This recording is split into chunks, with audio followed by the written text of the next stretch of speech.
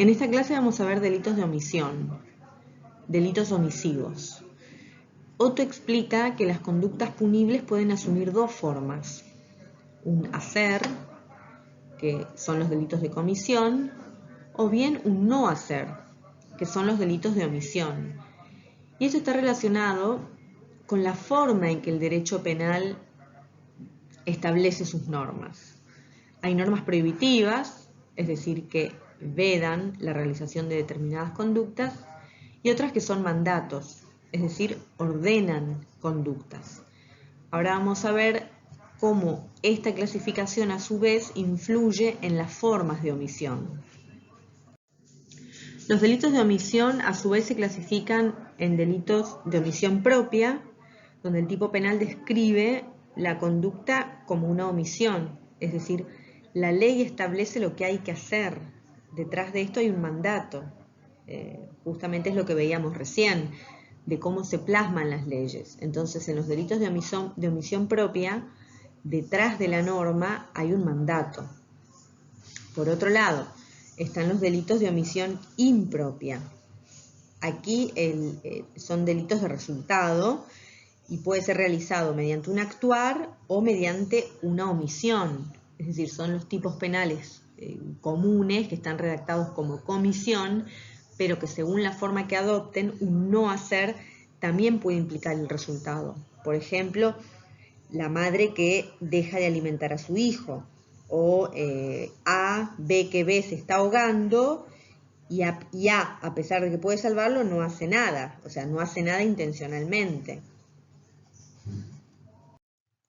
En los delitos propios de omisión, la ley va a describir la situación en la que se debe actuar. Un ejemplo de ello es el artículo 108 del Código Penal argentino, que castiga al que encontrando perdido o desamparado a un menor de 10 años o a una persona herida o inválida o amenazada de un peligro cualquiera, omitiere prestarle el auxilio necesario cuando pudiera hacerlo sin riesgo personal o no diera aviso inmediato a la autoridad. Es decir, este es el típico ejemplo de delito propio de omisión. Para que se configure el delito basta con que se omita la conducta debida, sin que se exija la producción del resultado. Y esto es importante. El resultado no es exigido en los delitos propios de omisión, lo que sí va a ocurrir en los delitos impropios. Es decir, los delitos impropios de omisión vamos a partir de un resultado.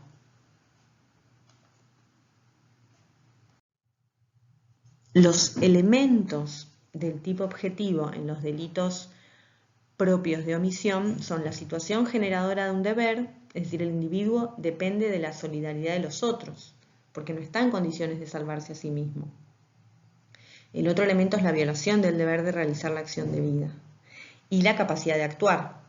Tiene que tener la posibilidad de realizar una acción de salvamento. Y como vimos, el resultado no forma parte del tipo objetivo. En cuanto al tipo subjetivo, explica Otto que se debe verificar si hubo conocimiento de la situación de peligro y si la omisión ocurrió conscientemente. Es decir, el sujeto tiene que ser consciente del hecho de que se estaba sustrayendo de una obligación fundamental. Respecto de la consumación y tentativa, se consuma cuando el sujeto omite el auxilio. Es decir, cuando en el momento en que debió actuar y no lo hizo. Como vimos, el resultado no forma parte del tipo objetivo, simplemente el resultado nos va a marcar hasta el momento en que puede cumplirse con la manda de la ley. Va a funcionar como un parámetro temporal, en este caso el resultado. Pero se consuma entonces con la mera omisión de la acción debida. En los delitos impropios de omisión, como vimos, no hay una ley que establezca cuál es la omisión, es decir, cuál es la conducta que se debe hacer o de lo contrario habrá una responsabilidad penal, sino que son tipos penales que están redactados como una comisión, pero también comprende determinados modos de omitir. Es decir, esos modos de omisión, en cuanto al contenido del injusto, equivalen a la lesión de los bienes jurídicos a través de un hacer positivo. Entonces son tipos penales que describen un comportamiento penado y eso puede ser interpretado no solo a través de un hacer, sino también a través de un omitir. Para que entendamos, la madre asfixia a su hijo de 3 meses con una almohada. Es decir, estamos ante un homicidio y la conducta es un hacer. Ahora, la madre no alimenta a su hijo y lo deja morir. También estamos ante un homicidio, pero aquí hay un no hacer. Entonces, ese omitir equivale al hacer. Y no está específicamente tipificado el homicidio a través de un no hacer, pero el tipo penal del homicidio, el no matarás, puede dar lugar tanto a una conducta comisiva como a una conducta omisiva. La estructura del tipo objetivo en los delitos de omisión impropia es igual al de los propios, nada más que la característica especial va a ser la posición de garante y la imputación a un resultado, porque acá no cualquier resultado se va a imputar, sino aquel que haya sido causado por el no hacer. Y por supuesto, no cualquier sujeto va a poder ser autor de este delito, sino únicamente aquel que tenga posición de garante, que tenga un deber especial de cuidado frente a ese bien jurídico. Después los demás elementos son iguales, no hay mayores diferencias. En los delitos impropios de omisión, el sujeto activo, es decir, el que está en la posición de garante, se vuelve el núcleo a analizar. Porque como vimos, no cualquier persona va a poder cometer este delito, sino solamente aquella que tenga una relación especial con la víctima. Este círculo determinado de personas que van a colocar al autor en una situación de protección respecto de la víctima o de la fuente de peligro. Es decir, lo va a hacer responsable al autor por la indemnidad de la persona. De allí va a surgir la obligación de evitar los resultados lesivos. Ahora bien, en nuestro ordenamiento jurídico nosotros no tenemos ninguna normativa que especifique qué características o qué calidad tiene que tener este garante o cuándo se va a dar esa situación. Por el contrario, el Código Penal alemán tiene una pauta general que la describe en el artículo 13 como comisión por omisión, que dice que quien omita evitar un resultado que pertenezca al tipo de una ley penal solo incurre en un hecho punible cuando debe responder jurídicamente para que el resultado no se produciera y cuando la omisión corresponde a la realización del tipo legal mediante una acción. Es decir, aquí está esta equivalencia entre un hacer y un no hacer. Tiene esta pauta general. Luego, en cada tipo penal no vamos a encontrar la descripción, como les decía antes, del no matarás, cómo va a ser ese no matarás a través de un no hacer, ¿no? Como el caso de la madre que deja de alimentar a su hijo. No vamos a encontrar esos casos, pero vamos a interpretar que dejar de alimentar al niño equivale, se interpreta como matarlo. Nuestro ordenamiento jurídico no tiene esta pauta general que sí describe el Código Penal alemán. De todas formas, como explica Otto, tanto en el Código Penal alemán y más aún entonces en nuestro Código Penal argentino, está cuestionado desde un punto de vista constitucional esta interpretación o esta extensión que se hace de los tipos comisivos a los tipos omisivos. Es decir, porque terminamos haciendo en definitiva una analogía prohibida por la ley, en perjuicio del autor. Sin embargo, dice Otto que aún reconociendo esto, la realidad es que la forma, dice él, en que están descritas las conductas prohibidas en los tipos penales, admiten o describen tanto un hacer como un omitir. Entonces, este cuestionamiento constitucional no sería tal. ¿Cuál es la fundamentación de esta posición de garante?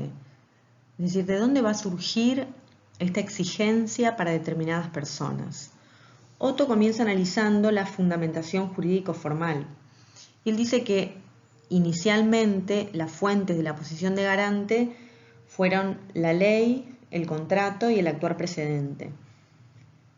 Pero esto terminó siendo muy estrecho. Es decir, él pone como ejemplo casos de matrimonios donde ya no había una situación de confianza y un vínculo, sino simplemente estaban casados y viviendo bajo el mismo techo, pero sin compartir ni relacionarse de ninguna forma. Y por el contrario, habían relaciones donde si bien no se había celebrado el casamiento, convivían hace mucho tiempo y sí tenían esta relación de confianza. Entonces empezaron a darse cuenta que estas estructuras no funcionaban, quedaban estrechas. Y entonces empezaron a tomar fuerza, más que los fundamentos jurídicos formales, los fundamentos éticos sociales. Y en ese punto, el principio de confianza, es decir, estas relaciones que van generando confianza para que uno repose en el otro y en que el otro va a realizar determinada conducta y va a garantizar determinada protección a las personas que están bajo su ámbito. Ahora bien, este principio de confianza tampoco terminaba de concretizarse. Entonces, en general, ni la jurisprudencia ni la doctrina terminaron de poner acento en este deber ético-social, sino que siempre se sigue buscando el soporte del deber jurídico. Y dentro de este mismo camino para buscar salir de este marco tan estrecho que solamente surge de la ley, también se pensó en los roles, es decir, porque cada persona va asumiendo un rol. Entonces, a partir de esos roles se va generando esta posición de garantía también respecto de determinadas personas hacia otras. Entonces, estos roles además no tienen que ver solamente con el individuo, sino que tienen que ver con la sociedad, es decir, la que va a ir definiendo estos roles y estas exigencias a determinadas personas va a ser toda la sociedad. Y eso va a generar ciertas expectativas de conducta sobre determinado individuo a partir del rol que este individuo tiene. Y finalmente, otra de las pautas que comienzan a analizarse para fundamentar la posición de garante, saliendo siempre de esta idea de que parta de la base de la ley, es la fundamentación etnometodológica. Otto explica que esto tiene que ver con el análisis de las expectativas de convivencia diaria, es decir, es un análisis de las acciones cotidianas y los hechos que van generando estas relaciones y estos vínculos estrechos de confianza, este rol respecto de otro, es decir, el análisis de estas acciones cotidianas van a ir determinando estos comportamientos y que en definitiva todo va a terminar siendo un tema de autodeterminación y de autorresponsabilidad. Es decir, no hace falta que exista la ley o un mandato externo, sino que estas acciones y este devenir cotidiano va a hacer que a partir de la autodeterminación y la autorresponsabilidad, cada persona va a ir generando esta posición de garante en determinados ámbitos. Esto un poco es la introducción que hace Otto cuando comienza a explicar el fundamento de la posición de garante. Sin embargo, después van a ver que él termina haciendo un análisis de cada uno de los supuestos y termina encuadrando en lo que más o menos la doctrina en general conoce como fuentes de la posición de garante, que no vamos a dejar de mencionarlas. En primer lugar va a estar la ley, el ordenamiento jurídico, luego la asunción voluntaria de funciones, la comunidad de vida, la comunidad de riesgo y el dominio sobre un ámbito de peligro. Ahora en la siguiente diapositiva vamos a ver una por una en qué consisten estas fuentes de la posición de garante. Bueno, la ley son los supuestos donde a nivel legislativo se pone a determinadas personas en una situación de garante respecto del bien jurídico de otras personas, como son los casos de la patria potestad, es decir, de los hijos con los padres y de los padres con los hijos, es decir, hacia los ascendientes una vez que los hijos son mayores de edad. En el caso de las personas detenidas, personas internadas en hospitales públicos. El otro supuesto es el de la aceptación voluntaria. Son los casos de niñeras, guardavida, el guía de montaña. Por eso se habla de aceptación voluntaria. Acá no interesa la figura contractual, sino lo que es importante es que el sujeto asumió un deber de cuidado respecto de las otras personas. El otro supuesto es el de comunidad de vida, que son los novios, concubinos, amigos que viven juntos. Luego, la comunidad de peligro, que el típico ejemplo que se da es el de los alpinistas. Acá hay lo que funda en este supuesto el deber de garantía es la voluntad de los sujetos que integran ese grupo, es decir, la comunidad tiene que haberse originado voluntariamente. Luego tenemos el último, que es el deber de control de una fuente de peligro colocada en el propio ámbito de dominio, que son los ejemplos de animales, máquinas. Esto incluye cuando existe una conducta precedente, donde se trata de un acto propio que genera el peligro, el típico caso del automovilista que atropella a un peatón. Bueno, él generó esa situación con lo cual debe asistir a esa víctima. Y después, bueno, el caso de responsabilidad por la conducta de otras personas, el deber de vigilancia respecto de menores, enfermos mentales, mascotas. Entonces, ¿en qué casos se va a responsabilizar al sujeto por esta omisión? Y para eso tenemos que analizar el deber de evitación o disminución del riesgo. Una postura sostiene que al autor solo se le podrá imputar la omisión si el resultado hubiera sido evitado mediante su acción con una probabilidad rayana a la certeza. Es decir, el autor tiene que estar seguro de que si actúa va a evitar el resultado. Y esa probabilidad de evitar el resultado tiene que ser rayana a la certeza. Es decir, tiene que ser una seguridad prácticamente total de que con su acción evita el resultado lesivo. Si no tiene esa seguridad, no se le va a achacar esa omisión. Por otro lado, están quienes piensan que el autor debe intentar toda conducta de salvamento, aun cuando no tenga la certeza que va a evitar el resultado. Solamente cuando esté absolutamente o prácticamente convencido de que nada va a evitar el resultado, entonces la omisión no va a ser contraria a derecho. Pero lo que se le exige es que intente alguna acción de salvamento, que haga algo. No hace falta que tenga la certeza de evitar el resultado, sino que haga algo, que intente esta conducta de salvamento. Y luego se analizará si disminuyó el riesgo, si el intento fue razonable, digamos, va a ser materia de otro análisis. Pero son dos posturas distintas. Otto no termina de decir con qué postura se enrola, pero dada la crítica que hace a la primera postura, uno podría interpretar que está más cercano a la segunda posición.